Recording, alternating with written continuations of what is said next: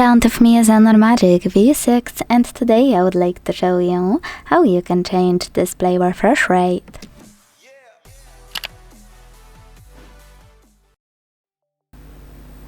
First of all, launch settings and scroll to click on this section called display and brightness.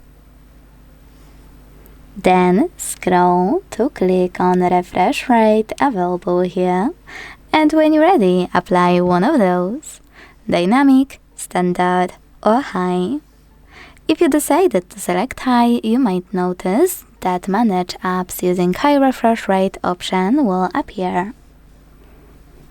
Click on it and decide if you want to allow or deny any of your apps usage of high refresh rate. To allow it, click on gray switcher next to the chosen one, and to deny it, tap on the blue one until it's gray. Thanks so much for watching. If you enjoyed this video, leave a like, comment and subscribe. Bye!